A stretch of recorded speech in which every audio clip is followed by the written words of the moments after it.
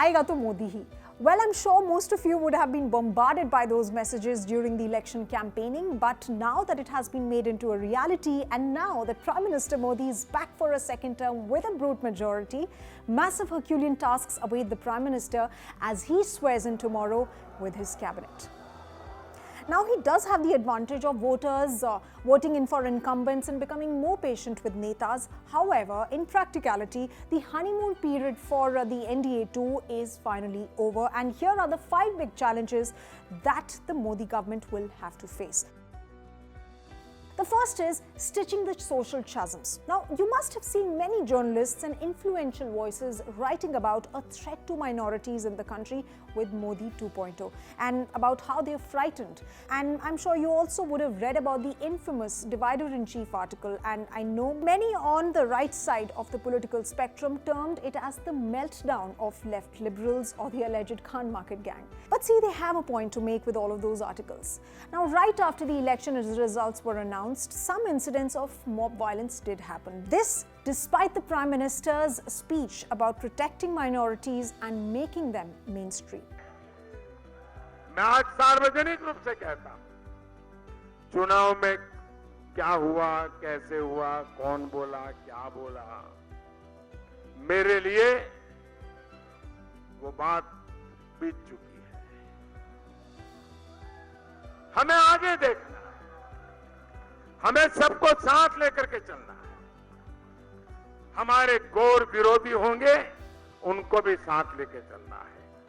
देश हित के लिए चलना है और इतना बड़ा प्रचंड बहुमत के बाद भी पूरी नम्रता के साथ चलना है. लोकतंत्र की मर्यादाओं के बीच चलना है.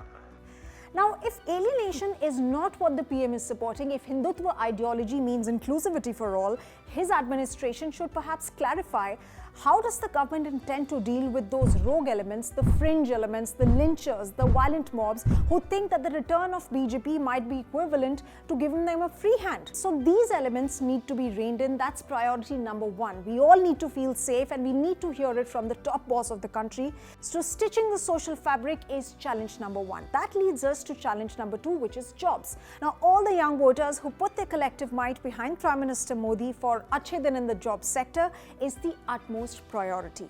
And chorus has only been building up over unemployment in the past few years. That's touching a 45-year-old low. Now, all that becomes all the more critical because in 2014, the Prime Minister came on the back of providing jobs, 2 crore jobs per year.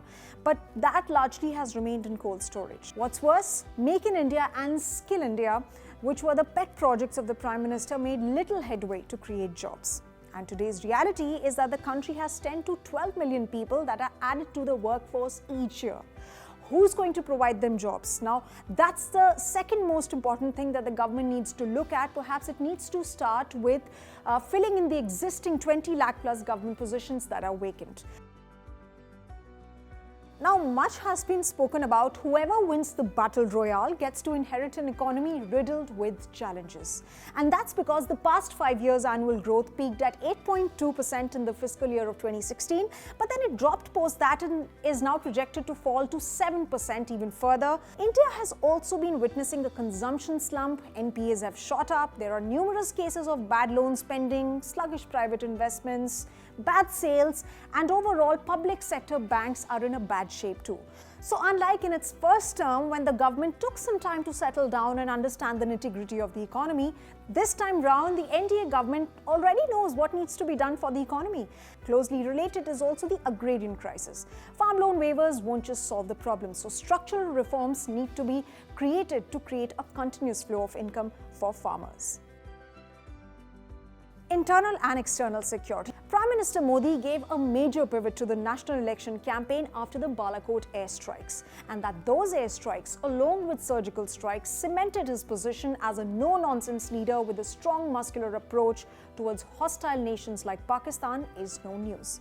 But it's only a matter of time before Pakistan attempts another incursion or another attack. So all of that certainly needs sustained military and diplomatic pressure and also reinforcing of the fact that terror and talks haven't gone together and will not go together.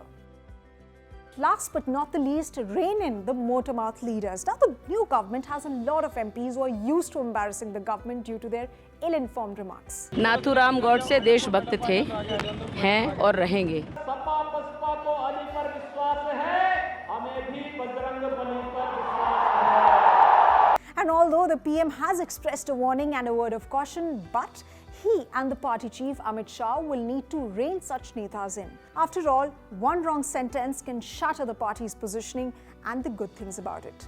Remember, Prime Minister Modi, in an interview during the election campaigning, spoke about how he manages to get just about 4 hours of sleep. But the PM doesn't even have that luxury now. He ought to deal urgently with long-term solutions needed, because this ride is one that will be closely watched and scrutinized.